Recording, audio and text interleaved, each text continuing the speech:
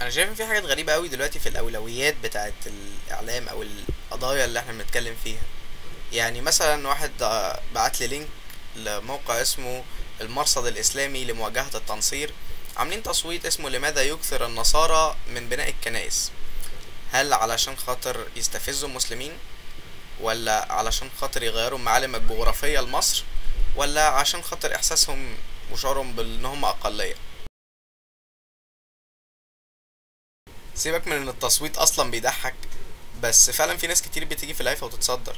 يعني زي عمر عفيفي، مش كفايه اللي عمله فينا وقت المظاهرات، وان بعد ما اخيرا دخلنا ميدان التحرير ناس تطلع تقول لك يلا نروح ماسبيرو زي ما عمر عفيفي قال، ونقول لا ده مش بعد ما وصلنا ميدان التحرير هنسيبه ونمشي.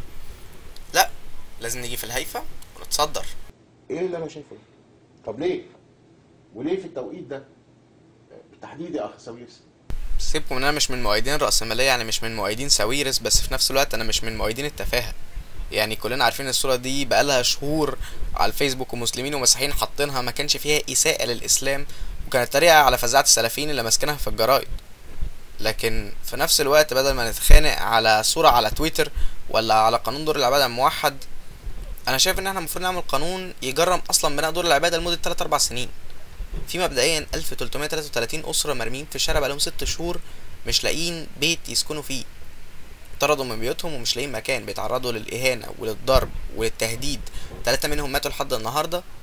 فاللي عايز يتبرع عشان يبني كنيسة ولا يبني جامع يتبرع ويسكنهم. لما نقضي على عشوائيات والناس تلاقي بيوت، ساعتها ممكن نفكر في بيوت العبادة.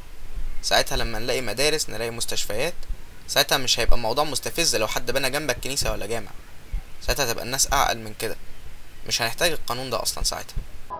واحنا طبعا كمسلمين او مسيحيين او اي مله احنا اخوات.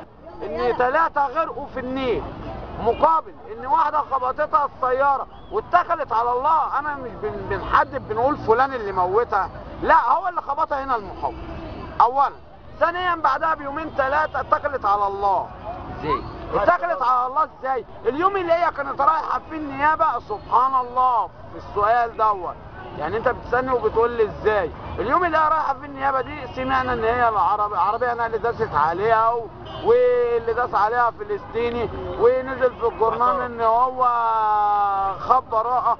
انا حاطط في الديسكريبشن بتاع الفيديو لينك الفيلم 9 دقايق عاملاه عزة شعبان عن مشكلة اهالي السلام والنهضة بالذات، بيحكي المشاكل كلها بالتفصيل. واظن ان بعد الحتة اللي انتوا سمعتوها دي المفروض ان احنا نرتب اولوياتنا شوية، مش نقعد نركز مع عمر عفيفي والصورة على فيسبوك ونعمل منها مؤامرة.